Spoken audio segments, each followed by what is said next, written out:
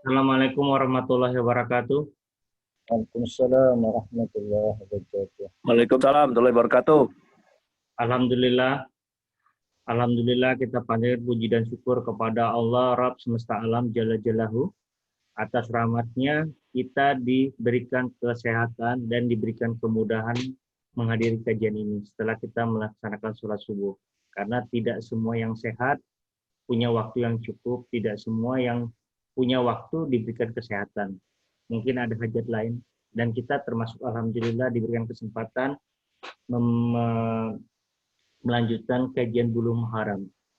Kajian Bulughul Maram ini membuat kita jadi belajar satu persatu. Jadi kita diharapkan membenarkan yang membiasakan yang benar, bukan membenarkan yang biasa. Mungkin banyak kebiasaan kita yang mungkin belum benar sampai saat ini. Dan juga salawat dan salam kepada Rasulullah, manusia termulia, semesta alam, beserta juga dan keluarga beliau. Karena kita sampai ilmu ini kepada kita, sampai hadis ini, sunnah ini, dan bagaimana kita mengimplementasikan melalui sunnah-sunnah dan hadis yang sampai kita, dan terjaga sampai saat ini kepada kita. Telah hadir bersama kita para jamaah dan juga Ustadz Akmal Burhanuddin. Dan kali ini kita akan membahas tentang kitab pembatal wudhu. Waktu dan tempat kami persilakan Ustadz. Tafadol, kajian kita buka sampai jam 6:30 lebih. Silakan aja Ustadz. Jadi maksudnya kalau ada pertanyaan 6:30 lebih juga nggak apa-apa gitu. Baik, suara saya jelas Pak Ilyas ya? Jelas Ustadz. A'udzubillahi minasyaitonirrajim. Bismillahirrahmanirrahim. Alhamdulillah nahmaduhu wa nasta'inuhu wa nastaghfiruhu wa nastahdihi wa na'udzu billahi min syururi anfusina wa sayyiati a'malina. May yahdihillahu fala mudilla lahu wa may yudlil falan tajida lahu waliyyan mursyida. Asyhadu an la ilaha illallah wahdahu la syarika lah wa nashhadu anna Muhammadan abduhu wa rasuluhu alladzi la nabiyya ba'dah. Allahumma salli wa sallim ala habibina wa syafi'ina nabiyyina Muhammad sallallahu alaihi wasallam wa ala alihi wa sahbihi wa man tabi'ahu bi ihsan ila yaumiddin amma ba'd. Jamaah Masjid Raudhah yang dimuliakan Allah Subhanahu wa taala, puji dan syukur senantiasa membasahi lidah dan lisan kita untuk Allah Rabb.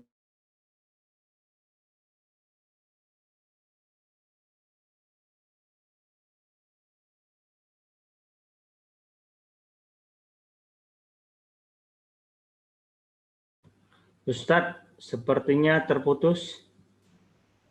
Ya. Terputus ya? Enggak ya? Ya.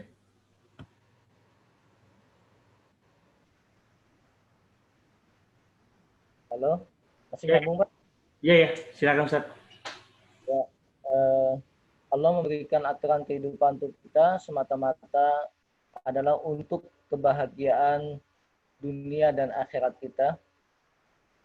Melalui bimbingan Rasulullah Shallallahu Alaihi Wasallam, yang kemudian bimbingan itu dilanjutkan oleh para ulama ya terhadap kita semua.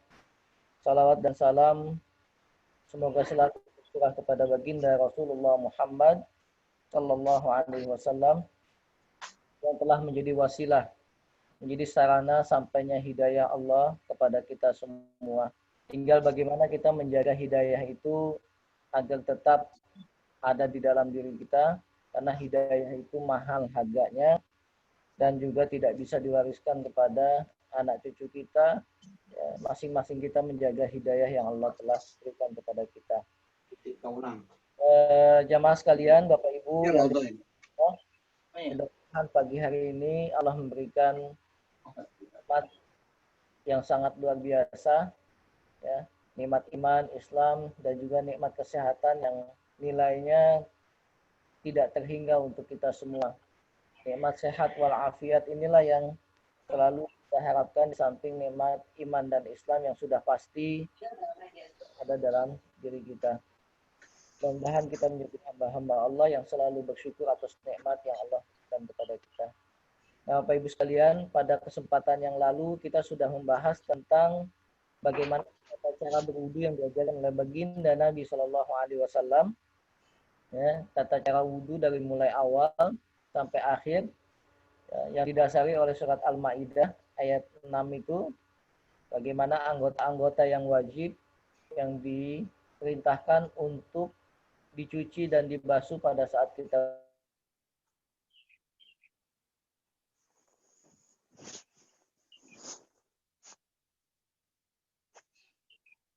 begitu juga sunnah-sunnah yang dilakukan pada saat kita berwudu. Pada kesempatan ini kita akan membahas hal juga yang sangat penting dalam kehidupan kita, apa saja yang membatalkan wudu kita. Ya, kalau sebelumnya kita sudah belajar tentang wudu, hari ini kita akan belajar tentang nawaqidul wudu. Ya, hal-hal yang membatalkan wudu. Para ulama, ya, terutama Imam Ibnu Hajar Al-Asqalani memasukkan beberapa hadis tentang pembatal wudu ini. Nah, kalau kita lihat wudu ini ketika air itu ada. Kalau air ada, maka kita wajib untuk berwudu. Bisa. Karena itu menyediakan air hukumnya adalah wajib. Bisa. Menyediakan air hukumnya wajib. Karena kaidah yang digunakan oleh para ulama, ma la yatimul wajib fahuwal wajib. Sesuatu kewajiban tidak sempurna kecuali ada alat pendukungnya, maka alat pendukungnya itu adalah menjadi wajib juga untuk kita sediakan. Wudu itu adalah wajib untuk sholat kita.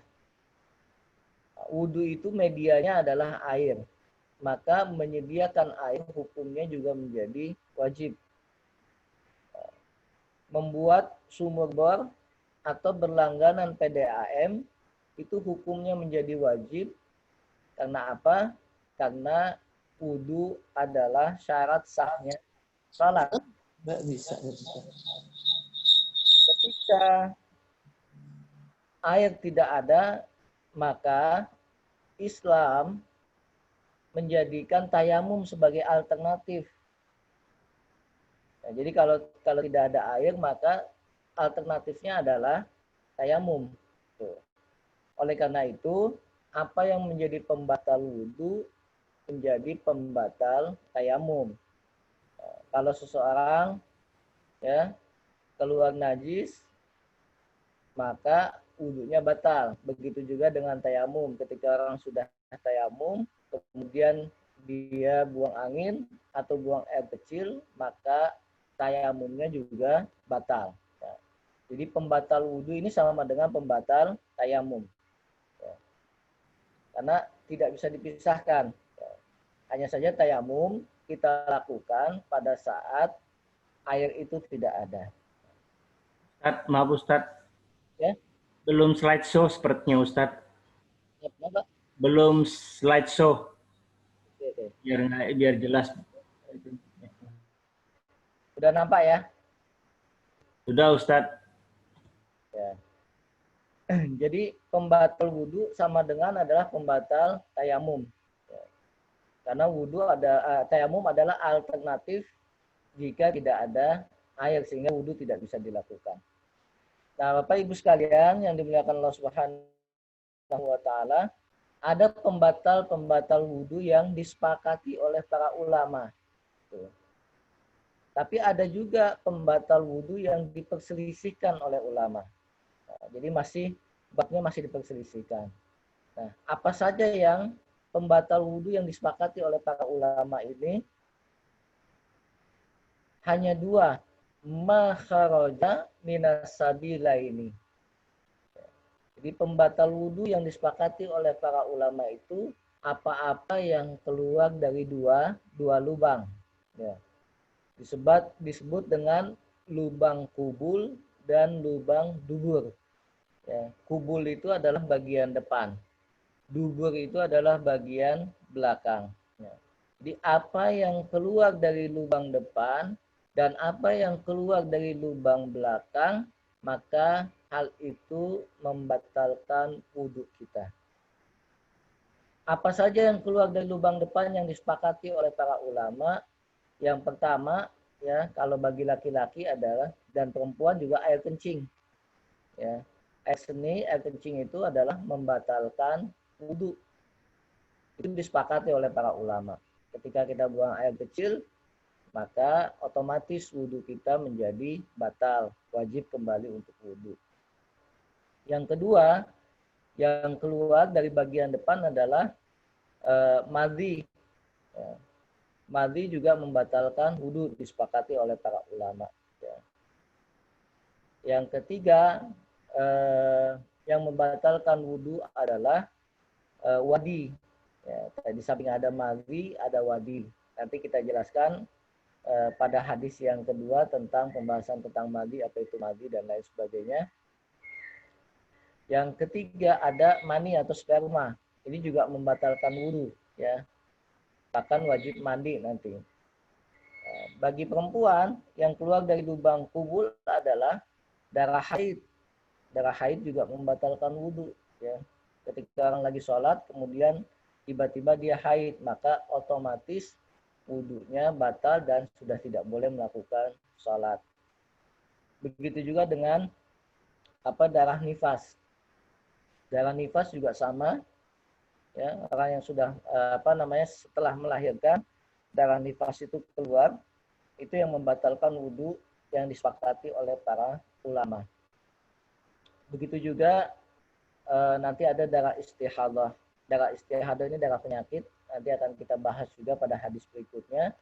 Para wanita yang keluar darah istihadah selain darah haid dan nifas juga membatalkan wudhunya. Ini yang keluar dari lubang kubul, lubang bagian depan, baik wanita maupun pria sama hukumnya. Ada yang khusus untuk perempuan, ya, tidak ada di laki-laki, yaitu darah haid dan darah nifas serta darah istihadah.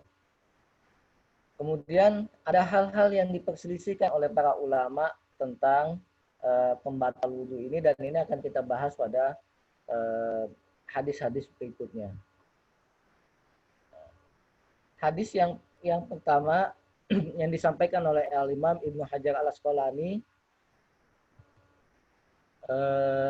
adalah hadis dari Anas bin Malik.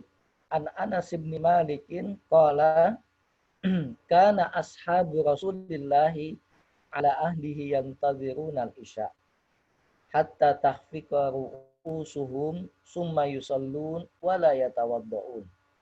Hadis dikeluarkan oleh Abu Dawud dan disahihkan oleh Al-Imam Ad-Darqutni serta aslinya adalah hadis Imam Muslim. Apa yang dikatakan oleh Anas bin Malik? Nah, ini Anas bin Malik adalah salah satu sahabat yang diwakafkan oleh ibunya, ya, untuk membantu Rasulullah SAW. Jadi tugas beliau sehari-hari adalah membantu di rumah Rasulullah SAW, bersih dan lain sebagainya itu dikerjakan oleh Anas bin Malik, diwakafkan oleh ibunya untuk menjadi khadimnya Rasulullah SAW. Apa yang dikatakan oleh Anas bin Malik? Qala kana ashabu Rasulillah sallallahu alaihi wasallam ala ahdihi yantaziruna al-isya. Dulu, kata Anas bin Malik, sahabat Rasulullah sallallahu alaihi wasallam pada masa beliau itu yantaziruna al-isya. Mereka menunggu waktu isya. Hatta takhfiqa ru'usuhum. Sampai kemudian karena saking lama menunggu waktu isya, takhfiqa ru'usuhum, sehingga mereka melakukan tuk. Ya. Mereka, ya, kalau kita kita lihat sambil duduk, orang menundukkan kepala, ya, karena ngantuknya. Hatta takhfiqa ru'usuhum yantaziruna al-isya. Mereka mengantuk, ya, sehingga kepalanya terkantuk-kantuk itu. Sunnah wala yatawaddaun. Kemudian mereka sholat dan tidak wudhu lagi. Ini penjelasan buat kita, apakah tidur itu membatalkan wudhu atau tidak. Ya. Jadi sahabat Rasulullah SAW dalam hadis ini dijelaskan menunggu waktu Isya. Kenapa menunggu waktu Isya? Karena baginda Nabi SAW ya, membiasakan untuk mengakhirkan sholat Isya. Ya. Jadi kalau sholat-sholat yang lain, beliau melakukan di awal waktu. Tapi khusus untuk sholat Isya, baginda Nabi SAW seringkali mengakhirkan sholatnya bersama dengan sahabat. Kenapa? Karena baginda Nabi kalau sholat Isya di awal, setelah sholat Isya beliau langsung istirahat, langsung tidur, tidak ada kegiatan lain. Gitu.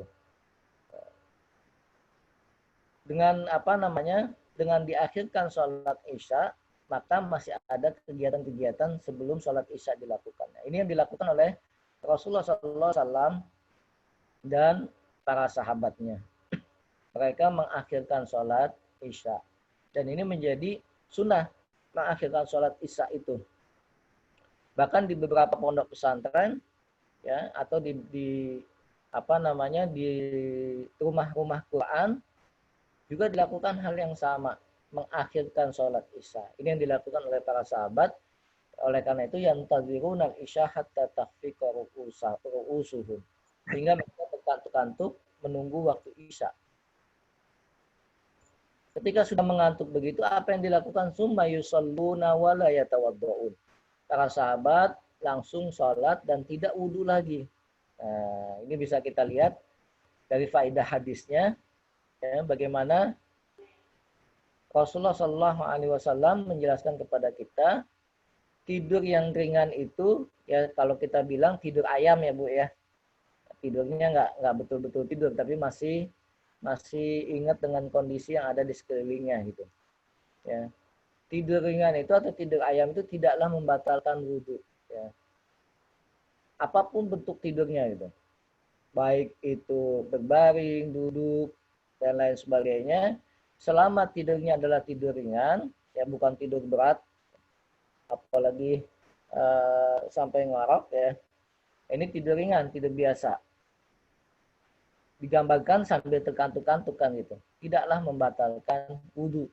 Beda sama yang tidurnya tidur berat. Ya. Dia tidur sampai ngorok, susah dibangunkan, ya. Membuat kesadarannya hilang. Maka para ulama mengatakan tidur yang seperti ini membatalkan wudhunya. Ya. Bahkan kalau kita mungkin ya yang sudah berumah tangga Bapak Ibu, kita melihat ada orang yang ketika tidur itu nggak sadar bahwasanya dia kentut, buang angin.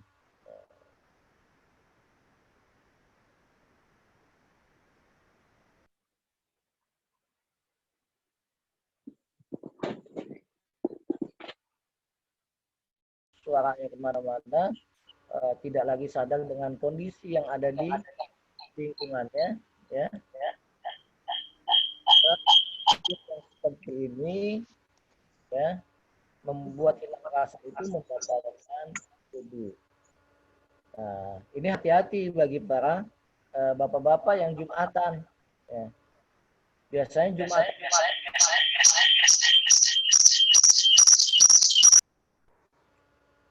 Ya. Bagi laki-laki ini hati-hati ketika Jumatan, ya. Karena banyak juga yang ketika Jumatan itu tidurnya nyenyak banget gitu. Bahkan ada orang yang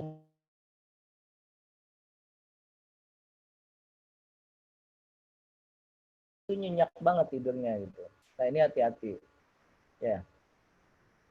Karena dapat membatalkan wudhu kita bagi siapa saja yang tidur setelah berwudhu tapi tidurnya itu tidur berat. Ya. Karena kita nggak tahu pada saat tidur itu kentut buang angin atau enggak gitu. Makanya dalam hadis ini dihukumi orang yang tidurnya nyenyak, orang yang tidak dapat mengontrol tidurnya, maka dia dapat membatalkan wudhunya. Tuh. Nah, mungkin bagi ibu-ibu juga sama ya. Pada saat-saat tertentu bisa jadi di pengajian, di majelis taklim, sambil duduk tertidur tapi nyenyak banget gitu.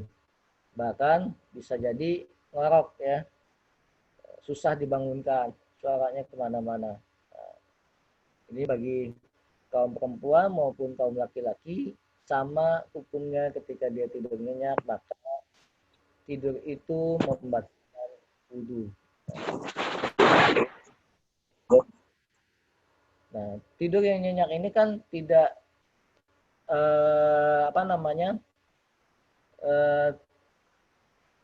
tidak harus duduk gitu. Bisa dengan tidur, bisa berbaring ya. Selama itu tidur nyenyak ukurannya, maka hal itu bisa membatalkan wudhu. Dalam hadis ini kita juga bisa melihat kesungguhan para sahabat dalam menunggu waktu sholat, sehingga para sahabat Rasulullah SAW terkantuk-kantuk di dalam menunggu waktu sholat.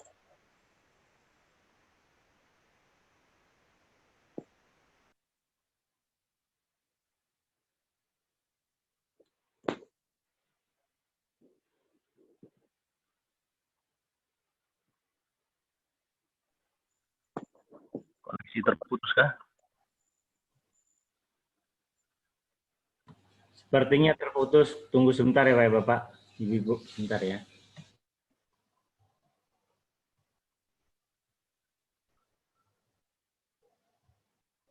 Saya ganti laptop Pak ya, mati yang ini.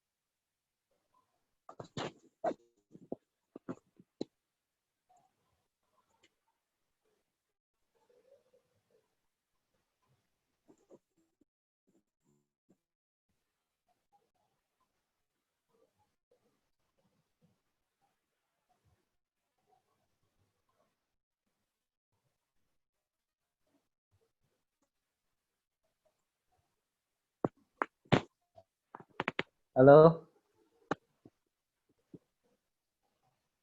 Ya, masuk.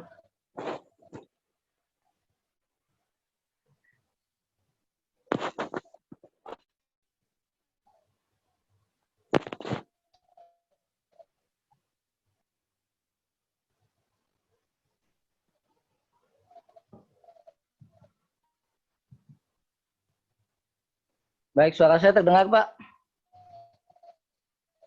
Jelas Ustadz. Ya, saya ganti laptop tadi agak trouble mati.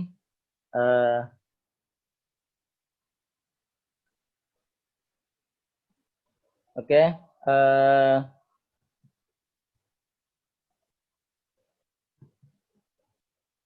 Jadi jelas sekali tidur yang nyenyak itu bahkan pada saat Jumatan ya, bisa membatalkan wudhu kita karena kita tidak dapat mengontrol. Yang kedua, dalam hadis ini disebutkan terkait dengan keluar darah istihadah apakah membatalkan wudhu. Gitu. Bapak Ibu nanti bisa dipahami apa yang disebut dengan istihadah. Ya. Istihadah ini adalah darah haid, darah yang keluar setelah haid, keluar di waktu masa yang tidak normal. Hadisnya adalah hadis dari Aisyah radhiyallahu anha. Qalat ja'at Fatimah bintu Abi Hubaishin ila Nabi sallallahu alaihi wasallam. Faqalat ya Rasulullah innimra'atan astahadu fala athar afada'is shalah. Sayyidah Aisyah menjelaskan bahwasanya Fatimah binti Abi Hubaisy datang kepada Nabi Shallallahu Alaihi Wasallam. Apa yang dilakukan oleh Fatimah binti Abi Hubaisy? Beliau bertanya kepada baginda Nabi, mengatakan innimra'atun ustahadu fala athar. Ya Rasulullah, saya ini perempuan yang ustahadu tertimpa istihadah fala athar. Nah, sehingga dengan keluarnya darah istihadah fala athar, aku tidak bersih, tidak suci, kata Fatimah binti Abi Hubaisy. Pertanyaan Fatimah binti Abi Hubaisy adalah afada'us shalah, apakah saya boleh meninggalkan sholat karena disebabkan darah istihadah ini? Qala la. Nabi menjelaskan la. Enggak boleh. Innama dzalika irfun. Ya. Kenapa? Kata Nabi, innama dzalika irfun. Karena sesungguhnya darah istihadah itu adalah darah penyakit yang keluar dari saluran yang bukan saluran haid. Ya, kalau haid ini kan dari salurannya adalah saluran rahim, gitu. Yang tidak dibuahi kemudian dia berubah menjadi darah kotor. Ya. Beda antara istihadah dengan haid. Walaisa bihaidin, kata Nabi. Darah istihadah itu bukan darah haid. Fa idza aqbalati haidatuki fada'is shalah. Kalau yang datang kepada kamu adalah darah haid, maka tinggalkan sholat. Fa'idha adbarat faghsili anki dam. Ketika haid itu sudah selesai, kata Rasulullah SAW kepada Fatimah binti Abi Hubaisy, fa'idha adbarati faghsili. Ketika darah haid itu sudah berhenti, sudah selesai, maka mandilah. Maka mandilah, cucilah, bersihkanlah darah itu, summa sholli, kemudian sholat. Nah, ini jelas sekali hadis ini mengatakan bahwasanya pada wanita itu bukan hanya darah haid dan darah nifas, tapi ada darah yang lain yang disebut dengan darah istihadah. Nah, ini darah yang ketiga yang keluar dari kubul, ya, dari bagian depan wanita. Ini suaranya kadang-kadang begini ya. Summa tawaddo'i likulli sholatin, kata Rasulullah. Kemudian berwudulah kamu setiap kali sholat. Ya, Rasulullah SAW perintahkan untuk berwudu setiap kali sholat. Nah, ini bisa kita simpulkan dari hadis ini. Ya, darah wanita itu ada darah nifas, darah haid, dan darah istihadah. Nah, bagaimana kita membedakan darah istihadah dengan darah haid? Ya. Ibu-ibu pasti tahu nih, bagi yang pernah mengalaminya. Gitu. Karena Fatimah binti Abi Hubaisy itu selalu mengalami istihadah. Ada darah lain selain darah haid yang keluar setelah beliau haid. Nah, untuk membedakan antara darah haid dengan darah istihadah, maka kita bisa melihat dari kebiasaan lamanya masa haid. Ya. Ada istilah qadral ayyamil lati kunti tahidina fiha. Meninggalkan sholat itu, tidak mengerjakan sholat berdasarkan waktu yang telah terbiasa haid. Nah, dalam hadis yang di bawahnya itu disebutkan ya bahwasanya waktu haid itu bisa jadi sittata ayam, kata baginda Nabi. Bisa jadi 7 hari, ya, ada yang 5 hari, 6 hari, bahkan ada yang 10 hari gitu. Jadi waktu haid itu bisa kita lihat dari kebiasaan. Nah, ibu-ibu tahu pasti ya berapa lamanya waktu haid yang terjadi setiap bulannya gitu. Nah, kalau kita sudah bisa mengukur kapan lamanya waktu haid, maka di sana kita bisa menentukan apakah darah yang keluar itu darah haid atau bukan. Ya. Kalau sudah lebih dari waktu normalnya, paling lama kalau kata Imam Syafi'i itu 15 hari. Ya. 15 hari waktu haid. Selebihnya adalah darah istihadah. Nah, kemudian juga bisa kita lihat darah yang keluar. Ya, di samping tadi menghitung harinya, juga darah yang keluar. Dalam hadis Aisyah yang lain dikatakan, dari Fatimah binti Abi Hubais juga, saat beliau bertanya kepada Nabi, Nabi menjelaskan, inna damal haidi damun aswadun yu'raf. Darah haid itu adalah darah yang hitam dan dikenali. Jadi bagi para ibu-ibu, kaum wanita yang sudah haid pasti tahu itu. Ya, kalau darah haid pasti hitam warnanya, bukan merah seperti biasa tapi hitam. Dari sisi baunya juga beda, ada bau amis gitu ya. Yang baunya lain dengan darah biasa, antara darah haid dengan darah nifas. Nah, kalau ini sudah bisa dikenali, darahnya hitam, baunya juga bau amis ya. Waktunya juga keluar dari waktu yang biasanya, maka sudah bisa dipastikan itu adalah darah haid. Darah istihadah gitu. Maaf. Darah istihadah. Darahnya warnanya merah. Karena memang dia penyakit, kata baginda Nabi, dzalika irqun. Sesungguhnya itu adalah penyakit. Nah, bagaimana kondisi orang yang terkena istihadah? Ya. Orang yang terkena istihadah, dia tetap wajib sholat setelah mandi wajib. Ya. Masa haidnya selesai, tapi darahnya tetap keluar. Ya. Tapi bukan darah haid lagi. Maka dia wajib mandi untuk mandi haidnya, untuk mensucikan diri dari masa haid. Nah, darah yang keluar yang warnanya merah itu waktunya juga lebih lama dari waktu haid itu, maka dia bukan darah haid lagi. Orang yang istihadah keluar darah bukan darah haid, dia wajib melakukan sholat setelah mandi hadas besar. Nah, ini ya. Yang kedua, orang yang keluar darah istihadah, maka dia wajib untuk berwudu setiap kali sholat. Nah, ketika dia wudu, maka wudunya itu hanya untuk satu sholat. Dia mau sholat maghrib, maka wudu untuk sholat maghrib. Dia mau sholat isya, maka wudu untuk sholat isya. Gitu. Jadi setiap sholat dia harus wudu. Nah, bagaimana kalau masih keluar juga? Maka ini karena darah penyakit, Islam memberikan toleransi.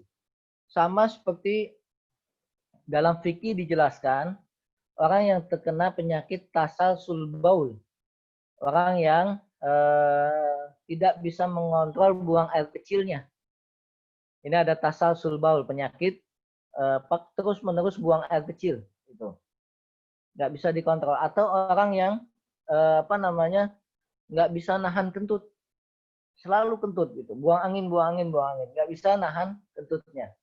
Maka Islam memberikan rukhsah, memberikan toleransi kepada orang yang punya penyakit ini, yang sudah dol ya, sehingga kencingnya tidak bisa dikontrol, kentutnya nggak bisa dikontrol, selalu buang angin, ya.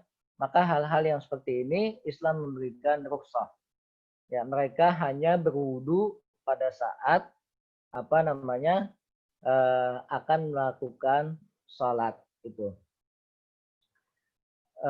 Tentu juga harus dijaga ketika wudu, orang yang punya tasalsul baul, punya penyakit tidak bisa mengontrol buang air kecilnya. Begitu juga yang istihadah, ketika setelah wudu tentu dijaga jangan sampai najisnya itu ngecret di mana-mana gitu. Makanya pakai pembalut atau pakai pampers ya. Orang yang sudah dol kencing terus itu harus pakai seperti bayi lagi. Pakai pampers, pakai alat yang bisa menahan supaya air kencingnya tidak kemana-mana. Yang darah istihadahnya juga terjaga itu. Nah, ini jadi dari hadis istihadah kita bisa menganalogikan juga dengan penyakit-penyakit yang lain seperti tadi tidak bisa mengontrol buang air kecil, tidak bisa mengontrol buang angin karena sudah dol, ya sudah syarafnya sudah tidak berfungsi lagi. Nah itu kita simpulkan dari hadis yang kedua, istihadah itu darah istihadah membatalkan wudu dan setiap kali kita mau sholat ada rukhsah buat kita untuk untuk sholat dengan 1 kali wudu, ya. Nah, hadis ini juga memberikan pelajaran buat kita, suara wanita itu bukan aurat, gitu. Tapi dia mazonnatul fitnah, bisa menyebabkan fitnah, tapi bukan aurat itu. Kenapa? Karena Fatimah binti Abi Hubais bertanya kepada Rasulullah. Bahkan Sayyidah Aisyah Ummul Mukminin punya majelis taklim yang di dalamnya ada para sahabat laki-laki. Gitu. Nah, jadi Ummul Mukminin Aisyah radhiyallahu anha menjelaskan tentang hadis-hadis Nabi kepada para sahabat yang laki-laki dari balik sitarnya, dari balik hijabnya. Beliau menjelaskan tentang hadis-hadis itu kepada para sahabat. Jadi suara wanita itu bukan aurat, tapi bisa menimbulkan fitnah. Ya. Nah, bagi wanita yang terkena istihadah, masih dibolehkan untuk berhubungan dengan suaminya. Ya. Ini pelajaran hadis yang lain selain tadi membatalkan wudu, ya. Tapi bagi wanita yang tertimpa penyakit istihadah, dia masih dibolehkan untuk berhubungan dengan suaminya. Ya. Beda dengan haid. Orang yang haid tidak boleh berhubungan. Dosa hukumnya kalau suami istri berhubungan pada saat istrinya sedang haid. Ya. Wala taqrabuhunna hatta yadkhulna, kata Allah. Jangan dekati wanita-wanita yang sedang haid sampai mereka bersih, sampai mereka selesai masa haidnya. Karena istihadah ini adalah hadas, ya, maka dia dihukumi membatalkan wudhu. Setiap kali mau sholat, maka sholat itu harus dengan berwudhu lagi. Ya. Nah, Bapak Ibu sekalian, jelas sekali tentang istihadah ini. Yang ketiga, hadis Rasulullah SAW menjelaskan tentang hukum madhi. Jadi pertama, ngantuk yang berat bisa menyebabkan kita tidur yang nyenyak itu bisa menyebabkan kita batal wudhu kita. Istihadah juga membatalkan wudhu. Setelah kita selesai sholat, akan sholat berikutnya maka kita harus wudhu lagi. Nah, begitu juga dengan madhi. Madhi ini diceritakan oleh sahabat Ali bin Abi Thalib yang juga mantunya Rasulullah SAW. Karena Sayyidina Ali menikah dengan Sayyidah Fatimah binti Rasulullah SAW. Ya. Jadi anak paman Nabi ini, Sayyidina Ali menikah dengan putrinya baginda Rasulullah SAW. Apa yang dikatakan oleh Sayyidina Ali? Kuntu rajulan madda'an. Aku ini laki-laki yang punya penyakit madda'an, sering keluar madhi. Ya. Fa'amartul Miqdad ibnul Aswad an yas'alan Nabiya sallallahu alaihi wasallam. Sayyidina Ali kemudian meminta kepada Miqdad bin al-Aswad untuk bertanya kepada Nabi. Fasa'alahu faqala fihi al-wudu. Nah, maka Miqdad menjalankan perintah Sayyidina Ali untuk bertanya kepada Rasulullah SAW bagaimana orang yang sering keluar madhi. Maka kata Nabi, fihil wudu, dia harus berwudu. Apa yang disebut dengan madhi? Madhi ini kalau kita dalam kehidupan sehari-hari adalah ya mukaddimah sebelum keluarnya sperma. Ya, kalau orang terangsang, orang sedang libido, syahwatnya sedang naik, maka yang paling pertama keluar duluan adalah madhi. Dia mukaddimah sebelum keluarnya sperma. Ya. Warnanya bening, licin, ya, keluar karena ada dorongan syahwat. Kadangkala keluarnya itu nggak berasa. Nah, bagi yang sudah menikah atau yang sudah balik, mungkin hafal tentang hal ini, tahu lah gitu ya. Ya, jadi yang keluar dari kemaluan laki-laki itu ada mani, ada sperma, ya, yang warnanya ghalidhul abyad, kata hadis Nabi, putih kental, ghalidhul abyad. Jadi wanita juga sebetulnya keluar sperma. Warnanya itu kata baginda Nabi dalam hadis, maniul mar'ah ghalidhul abyad wa Visualnya itu gimana nih? maniyul rajul Sejak mana ini ghalidhul baratnya nggak ada? wa maniyul mar'ah khafiful asfar. Spermanya laki-laki warnanya putih, pekat, ya, dan kental. Beda dengan spermanya perempuan, kata baginda Nabi, khafiful asfar, warnanya kuning tapi dia encer.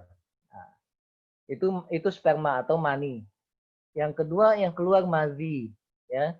Madhi ini warnanya bening, licin karena dorongan syahwat sebelum keluarnya mani atau sperma. Yang ketiga ada wadi. Wadi ini hampir sama dengan madhi, tapi keluarnya pada saat orang kelelahan atau keletihan. Jadi orang yang secara fisik keletihan, dia biasanya suka keluar wadi. Nah, wadi dan madhi ini dihukumi najis, ya, oleh para ulama, sedangkan mani dihukumi tidak najis. Itu. Karena apa? Alasannya Allah menciptakan manusia itu bukan dari sesuatu yang najis. Makanya para ulama menghukumkan hukum mani itu bukan najis. Tapi madhi dan wadi najis. Ketika dia keluar kena celana, maka harus dibersihkan. Madhi dan wadi hanya membuat kita wajib untuk wudu, berbeda dengan mani yang wajib untuk mandi. Ya. Kedua, dari hadis ini kita bisa menyimpulkan bahwasanya keluar madhi hukumnya adalah membatalkan wudu. Pernah satu saat teman-teman yang kerjanya naik kereta ini Pak ya, teman-teman yang kerjanya naik kereta dari Bekasi atau dari Bogor yang umpul-umpulan, desek-desekan itu, pernah ketika sampai kantor itu tanya, Ustaz, kalau saya naik kereta kemudian keluar madhi itu harus mandi nggak gitu? Nggak wajib mandi, tapi dia wajib wudu. Kalau celana yang terkena madhi harus diapakan? Harus dibersihkan.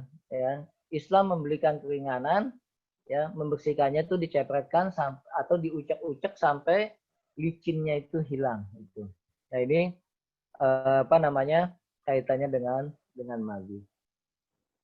Ya, madhi membatalkan wudu dan madhi itu najis sehingga harus dibersihkan kalau terkena terkena badan kita atau baju, celana, sarung dan lain sebagainya. Ya. Dibersihkannya dengan cara dipercikkan. Ini keringanan dari baginda Nabi Shallallahu Alaihi Wasallam. Apakah wanita juga keluar madhi? Sama seperti laki-laki.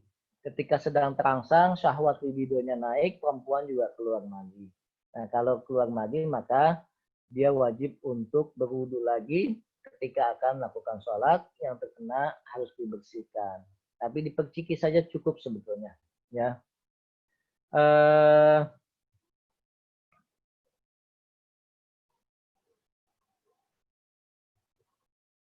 Tentunya pembersihannya harus dengan air ya.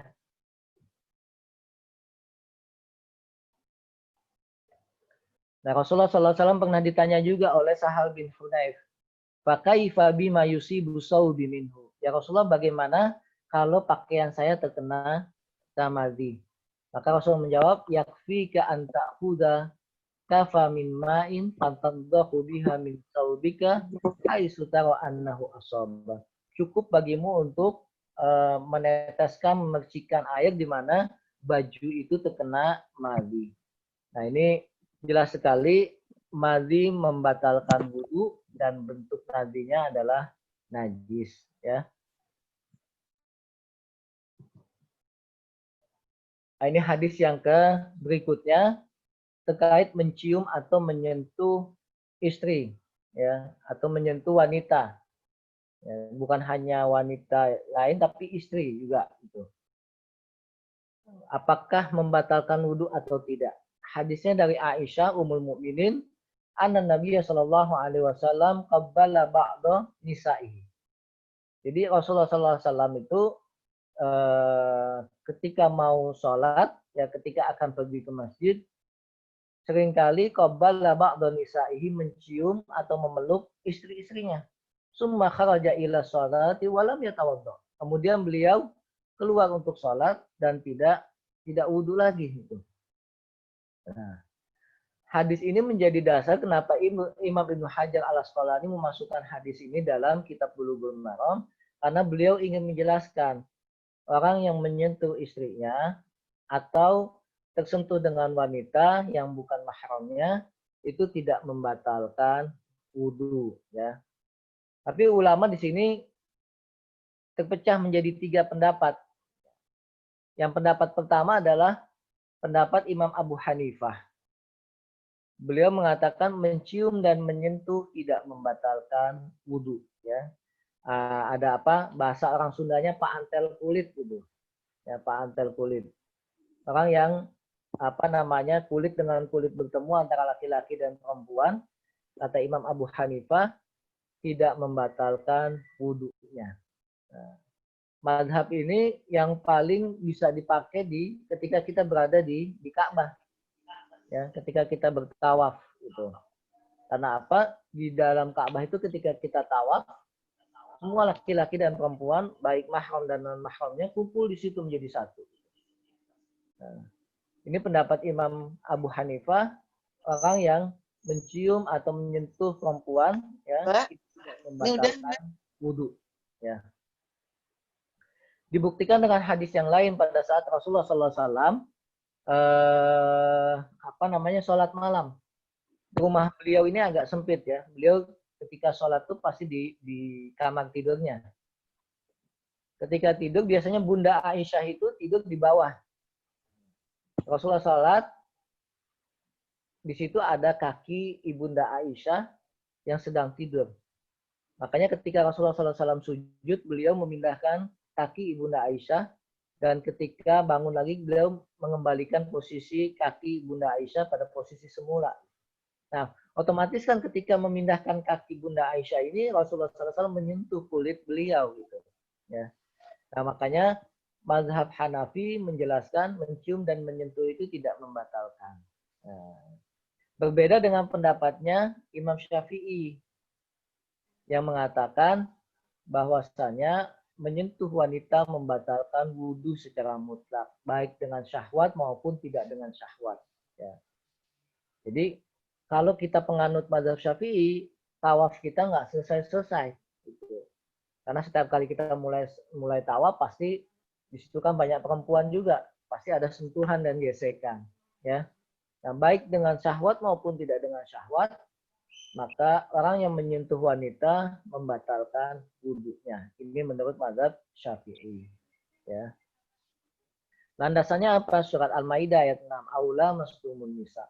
Walaupun ini dibantah oleh para ulama, yang disebutkan dalam surat Al-Maidah itu bukan bersentuhan kulit, tapi adalah menyetubuhinya. Nah, tentu orang yang menyetubuhi istrinya jelas telah berlaku jima kan. Kalau sudah jima berarti bukan wudhu lagi, tapi dia wajib mandi. Gitu. Pendapat yang ketiga adalah pendapat Malikiyah, yaitu batal jika menyentuh dengan syahwat. Nah, ini kalau tidak dengan syahwat, menurut Malikiyah nggak batal. Ya. Kalau dia menyentuh dengan syahwat, untuk kehati-hatian maka dia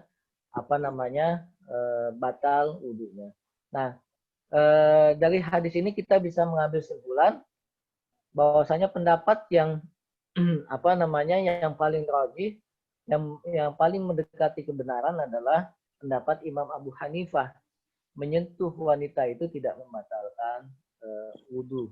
Makanya kalau di kalangan Nahdiyin, teman-teman dari Nahdlatul Ulama, ya, walaupun dengan istrinya ketika sudah berwudhu itu tidak boleh bersentuhan lagi, ya, karena mazhab Nahdlatul Ulama menganut mazhab Syafi'iyah. Syafi'iyah itu secara mutlak membatalkan orang yang menyentuh perempuan, baik istrinya maupun orang lain. Kemudian yang selanjutnya adalah penentuan ragu, ya, ragu-ragu itu bisa membatalkan atau tidak. Dan hadis Abu Hurairah menyatakan, idza wajada ahadukum fi batnihi syai'an fa askala alaih. Jika seseorang di antara kalian mendapatkan di perutnya itu ada sesuatu, fa askala alaihi, kemudian menyebabkan ketidakjelasan, ada syak, akharaja minhu syai'un am la, keluar sesuatu atau tidak gitu. Fala yakhrujna minal masjid hatta yasma'u sautan aw yajidu rihan. Nah, dalam kondisi ragu seperti ini, Rasulullah SAW memberikan solusi. Ini Bapak Ibu pasti pernah merasakan ketika ada suara perut, ya, sautul baten. Nah, kayaknya ini kayak kentut apa enggak gitu. Ya. Dibuat ragu kita oleh setan pada saat kita ibadah. Karena ada suara-suara perut itu. Sama seperti seperti suara kentut, seperti ada suara angin. Fala yakhrujna minal masjid hatta yasma'u sautan aw yajidu rihan. Kata baginda Nabi, kalau mendapati suara perut itu jangan keluar masjid dulu sampai dipastikan ada mendengar suara dut gitu ya, atau yajidu rihan, atau mendapati bau, ada aroma yang tidak enak gitu kan. Ini Rasulullah SAW meminta kita memastikan dulu ketika dalam kondisi ragu. Ya, ragu itu tidak membatalkan. Sampai kemudian kita memastikan bahwasanya betul-betul kita telah keluar angin. Ya. Sehingga dari hadis ini, ada satu kaidah fikih, al-yaqinu la yazula bisyak. Keyakinan yang ada dalam diri kita tidak bisa dikalahkan oleh keraguan. Nah, makanya syaitan itu selalu merusak sholat kita dengan keraguan-raguan atau bisa dengan was-was, ya, alladzi yuwaswisu fi sudurin nas. Ya, setan itu selalu membisikkan supaya kita was-was. Makanya ada orang yang takdir itu nggak selesai-selesai. Ini takdirnya sempurna atau enggak gitu, karena ada rasa was-was. Ya. Setan selalu membisikkan rasa was-was itu kepada manusia. Ada orang yang ketika wudhunya nggak selesai-selesai karena was-was. Ya. Setan menggoda agar sucinya itu, sholatnya itu, ibadahnya itu menjadi rusak dengan rasa was-was itu. Ada rasa ragu ya, dimunculkan ketika seseorang was-was. Nah, tentunya hadis ini berkaitan dengan buang angin, ya, dengan buang angin.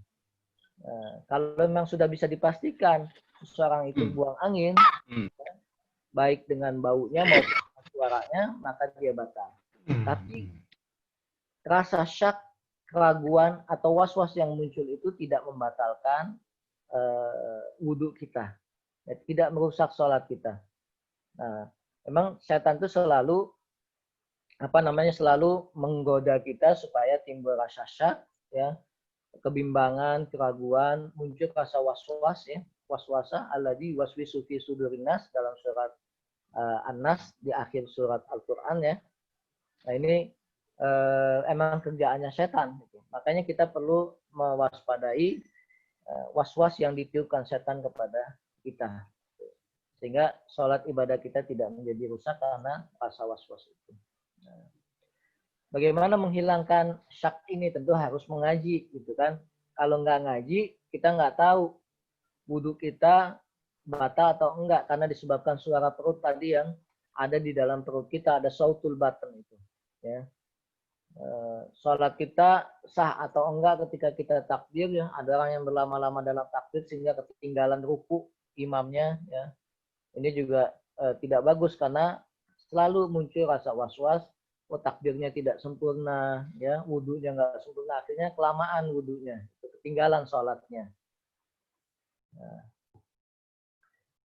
ini perlu kita lakukan supaya mengobati jangan ada rasa was-was dalam diri kita, menuntut ilmu yang syar'i, memperkuat keimanan, serta senantiasa ingat kepada Allah di segala kondisi, bergaul dengan orang yang saleh, ya. Was-was itu datangnya dari setan, memohon perlindungan kepada Allah Subhanahu wa taala agar tidak diganggu dari rasa was-was ini, ya. Jangan lama-lama di WC juga, di kamar mandi, ya, karena bisa menimbulkan rasa was-was juga. Itu supaya kita menjauhi was-was yang selalu ditiupkan oleh setan. Gitu. Yang selanjutnya adalah menyentuh kemaluan, ya, baik laki-laki maupun perempuan. Ini biasanya kita lakukan setelah mandi hadas besar. Ada yang ketika setelah mandi hadas besar kita menyentuh lagi kemaluan kita, baik perempuan maupun laki-laki. Ya, Talqin bin Ali pernah bertanya kepada Rasulullah, qala rajulun masastu dzakari. Au qala rajulun yamussu dzakarahu fi shalah a'alaihi wudu. Wahai Rasulullah, aku memegang kemaluanku pada waktu sholat itu. Apakah harus wudu lagi? Maka Rasulullah SAW mengatakan la innama huwa bud'atun minka. Tidak, sesungguhnya kemaluan itu adalah bagian sama seperti bagian-bagian tubuh yang lainnya. Gitu. Nah, ini hadis pertama. Hadis yang kedua menyatakan man massa dzakarahu falyatawadda. Orang yang menyentuh kemaluannya maka dia harus berwudu. Nah, dari dua hadis ini seolah-olah bertentangan, bertabrakan. Yang hadis pertama mengatakan bahwasanya menyentuh kemaluan tidak membatalkan wudu. Hadis yang kedua menyatakan orang yang menyentuh kemaluannya membatalkan wudu. Maka perlu ada tariqatul jam'i, perlu ada penggabungan dari dua hadis ini. Maka disimpulkan menyentuh kemaluan hanya disunahkan untuk berwudu, bukan wajib. Ya. Jadi tidak membatalkan wudu, tapi disunahkan untuk mengulangi wudunya. Jadi bagi kita yang menyentuh kemaluan mau wudu lagi boleh, ya.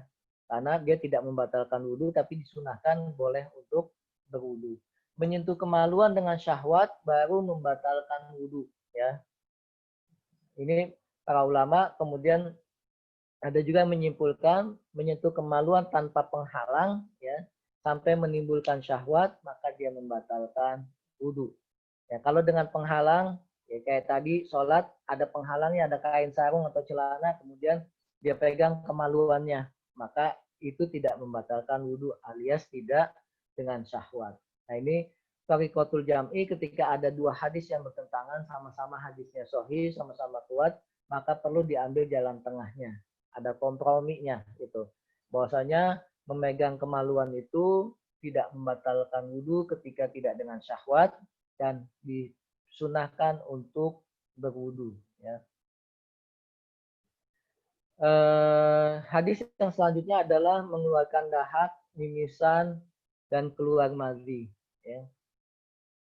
Sayyidah Aisyah pernah menjelaskan bahwasanya ada orang yang terkena qai itu muntah, ya, al-ri'af, mengeluarkan darah dari hidung atau mimisan.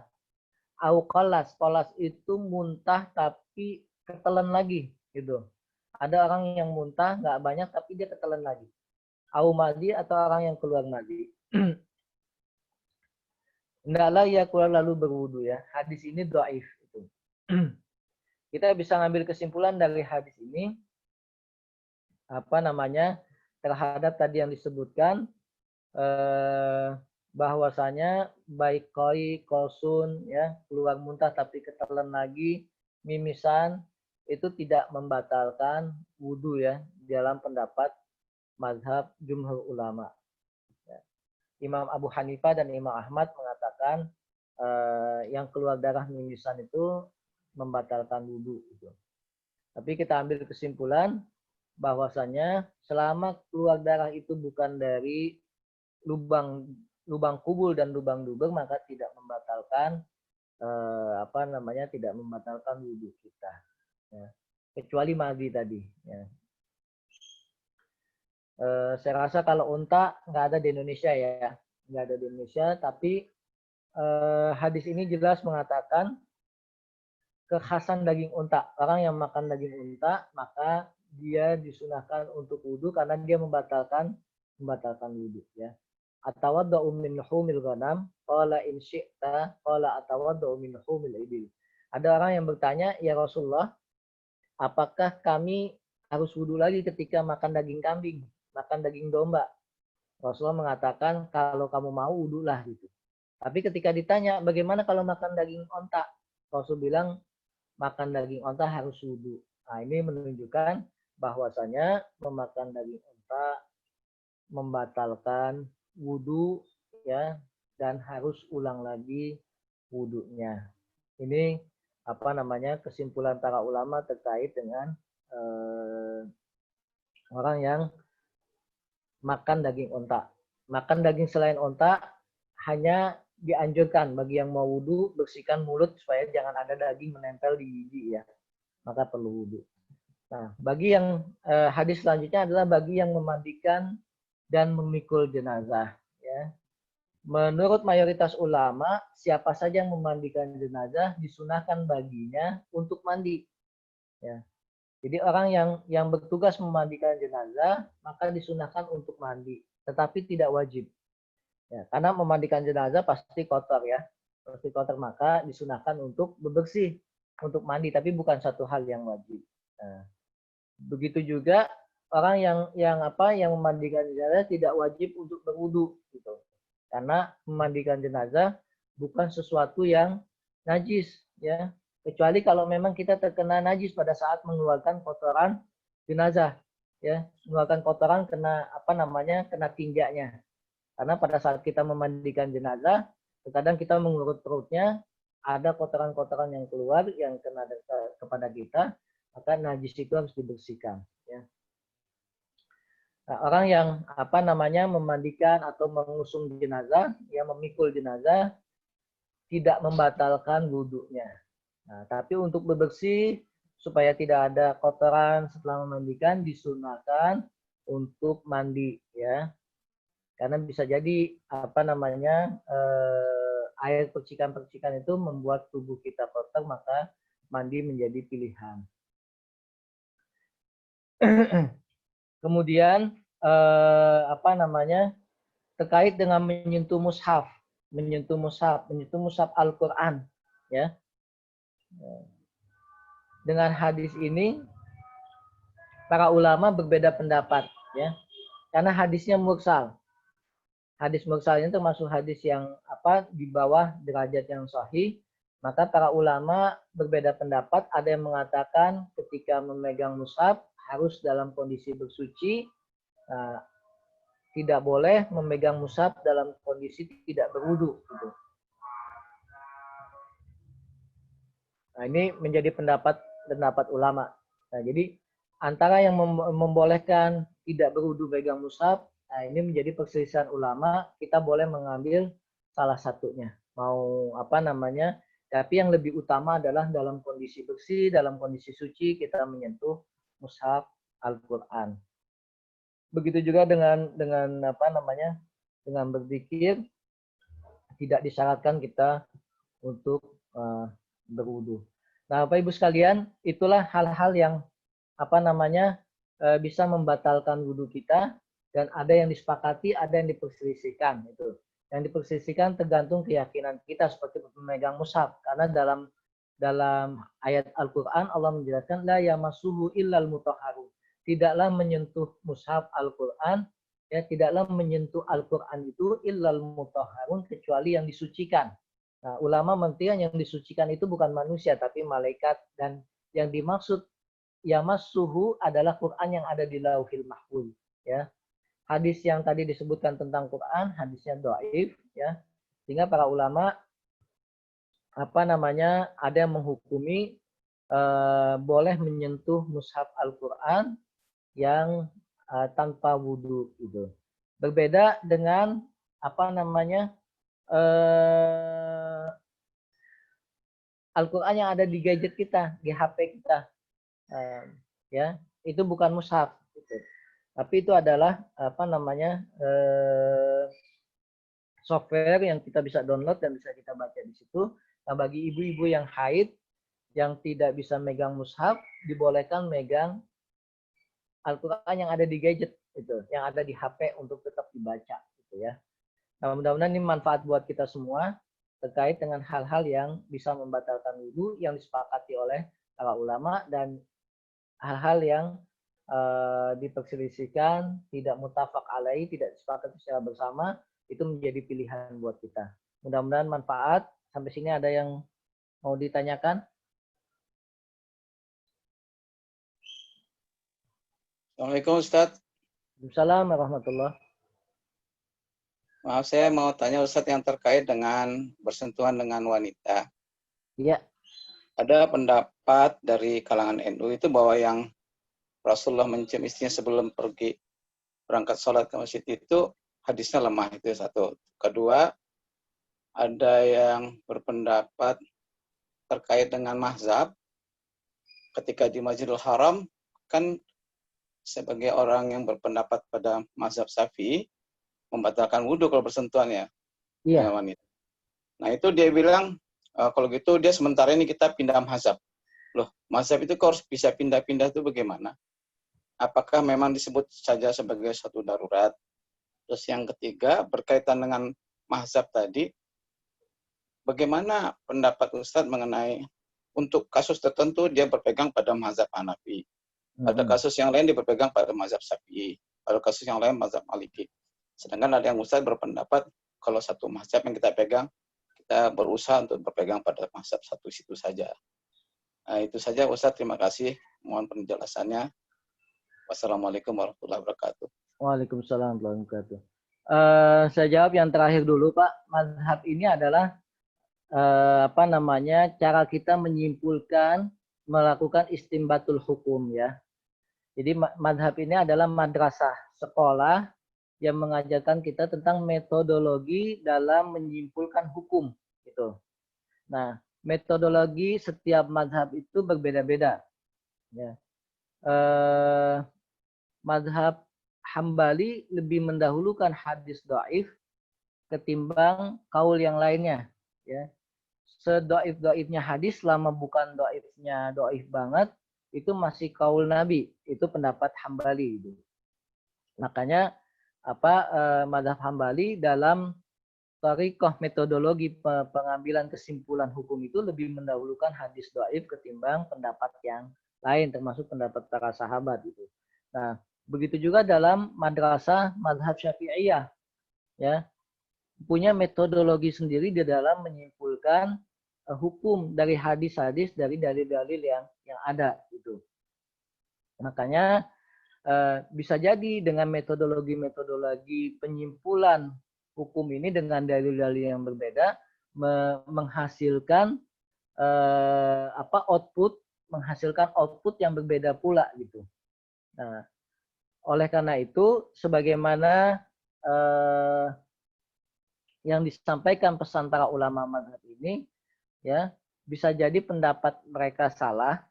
Dan ketika pendapat itu salah, maka dikembalikan kepada hadis yang sahih.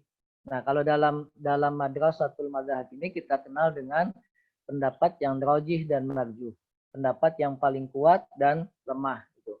Nah, dalam hal ini, maka dalam kondisi tertentu orang harus punya satu metodologi yang dipegang dalam menyimpulkan hukum. Gitu.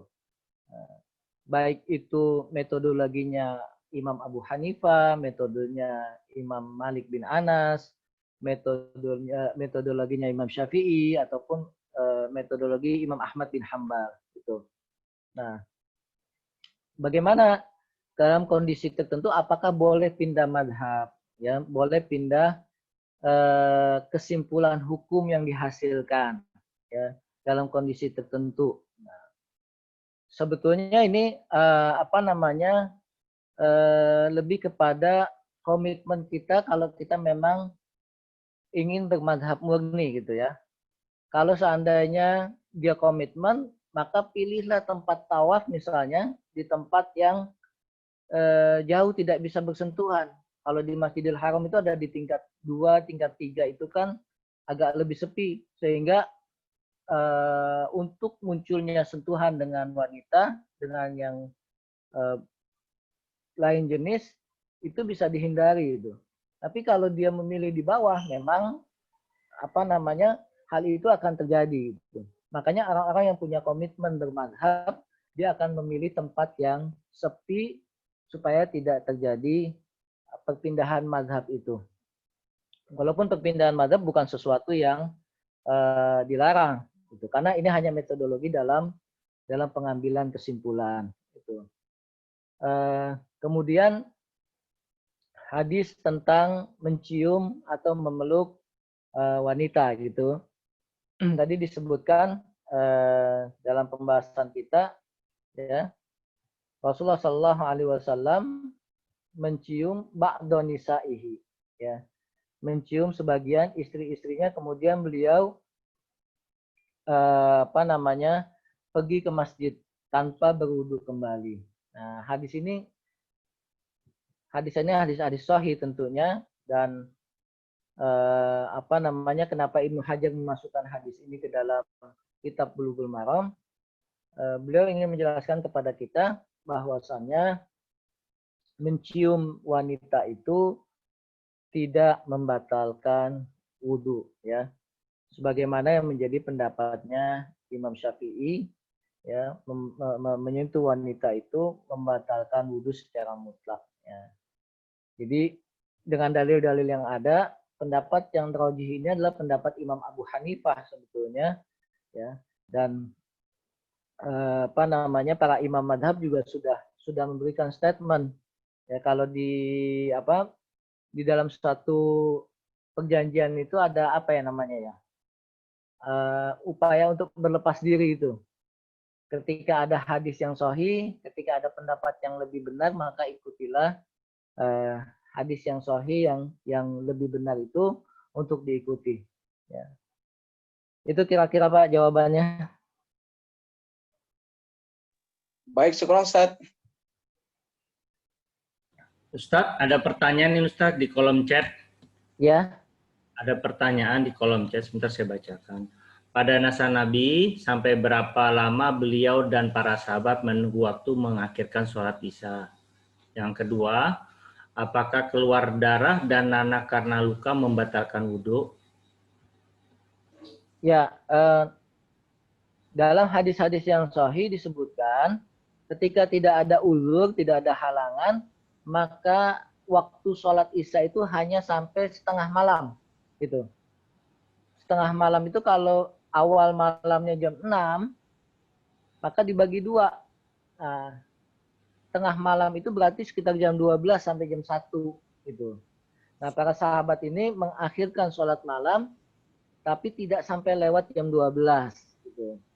Kecuali bagi yang udzur, ya, memang betul-betul ada udzur, sehingga dalam waktu sholat itu disebutkan hadis ada orang yang sholat menjelang subuhnya karena ada udzur. Tapi bagi kita yang tidak ada udzur, tidak ada alasan, dengan mengakhirkan sholat Isya, maka dilakukan sebelum setengah malam. Setengah malam ini bisa dibagi 2, kalau mulai malamnya dari jam 6 sore, ketemu akhir malam di jam 6 atau jam 5 pagi, maka tengah malamnya itu sekitar jam 12-an.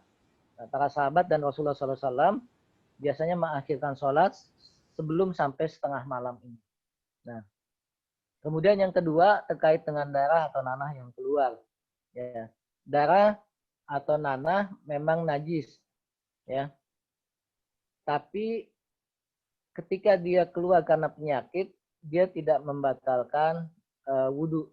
Setelah kita wudhu, ya, setelah kita wudhu sama seperti orang yang terkena penyakit tasasul baul, darahnya kencingnya keluar terus.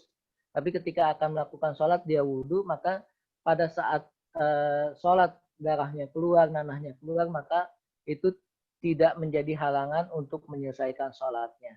Tapi ketika nanti akan sholat lagi, maka dia harus wudhu kembali. Ya, dikiaskan, dianalogikan dengan orang yang punya penyakit kencing yang tidak bisa ditahan, kentut yang tidak bisa ditahan, dengan wanita yang istihadah yang darahnya terus-menerus keluar dari kemaluannya. Wallahu a'lam bishawab.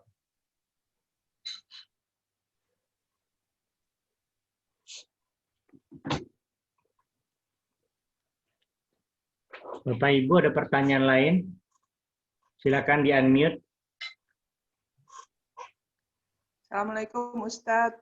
Waalaikumsalam warahmatullahi wabarakatuh. Mau tanya, kalau kan kita disunahkan kalau sebelum tidur itu kita berwudu. Nah, misalkan kalau lagi kondisi haid itu bagaimana Pak Ustadz? Kalau kita Kalau kondisi lagi haid. ya mau tidur wudu gitu Bu ya? Iya kan kita katanya disunahkan, yang saya pernah tahu, kita disunahkan sebelum tidur itu berwudu. Iya. Nah, tapi kalau kondisinya lagi haid bagaimana Pak Ustadz? Ya. Jadi sunnah wudu untuk tidur tidak hilang, tetap bisa dilakukan Ibu. Ya. Tapi wudu itu tidak membersihkan dari hadas besar wanita yang sedang haid. Tapi ketika dia mau menjelang tidur melakukan sunnah wudu, itu bukan suatu hal yang terlarang, boleh dilakukan. Oh, iya. Makasih, termasuk pada saat kita setelah wudu mau tidur itu membaca qul a'udzu birabbil falaq, qul a'udzu birabbin nas, qul huwallahu ahad, kemudian ditiupkan di tangan, ya, dan dibasuhkan ke seluruh tubuh, ya. Itu juga disunahkan sampai 3 kali. Ya, baca kulhu, baca qul a'udzu birabbin nas, qul a'udzu birabbil falaq, ditiupkan ke tangan, ya, setelah menjelang tidur kemudian diusapkan ke seluruh bagian tubuh dari mulai kepala sampai ke kaki. Itu diperbolehkan. Terima kasih Pak Ustadz. Assalamualaikum. Waalaikumsalam.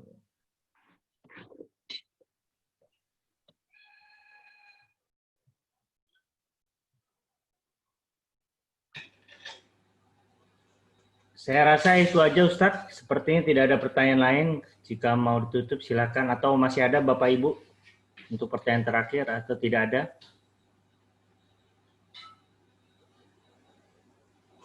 Silakan Ustadz, ditutup Ustadz. Ya, baik Bapak Ibu sekalian. Jadi bisa kita simpulkan ada hal-hal yang membatalkan wudu yang disepakati para ulama, dan ada juga yang menjadi titik perbedaan di antara para ulama. Kita tinggal melihat dalilnya, mana yang lebih kuat, mana yang lebih rajih, itu yang bisa kita ambil sesuai dengan keyakinan kita, sehingga tidak mengganggu kehidupan kita sehari-hari. Kalau yang sudah disepakati secara umum, insya Allah tidak ada perbedaan di antara kita, apa yang keluar dari 2 lubang depan dan lubang belakang. Baik nanti diwajibkan wudu ataupun diwajibkan mandi, sesuai dengan ketentuan yang ada, itu masuk hadas besar atau hadas kecil. Demikian Bapak dan Ibu sekalian, mudah-mudahan Allah Subhanahu wa taala memberikan kita kesehatan dan keafiatan, menambahkan ilmu yang bermanfaat buat kita, dan juga ilmu yang bisa kita sampaikan ke tengah-tengah keluarga kita, sehingga rasa syak, rasa keraguan di dalam ibadah itu bisa kita hilangkan.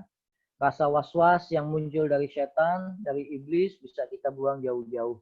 Oleh karena itu kita selalu membaca surat An-Nas supaya rasa was-was itu hilang.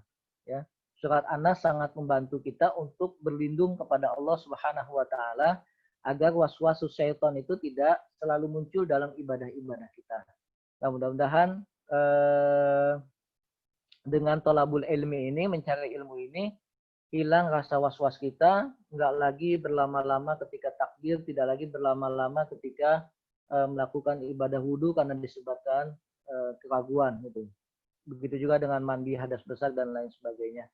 Itu yang bisa saya sampaikan. Mudah-mudahan manfaat buat kita. Ya, hadanallahu wa iyyakum ajmain. Assalamualaikum warahmatullahi wabarakatuh. Waalaikumsalam warahmatullahi wabarakatuh. Allah wabarakatuh. Bapak-bapak, ibu-ibu, terima kasih semuanya. Assalamualaikum warahmatullahi wabarakatuh.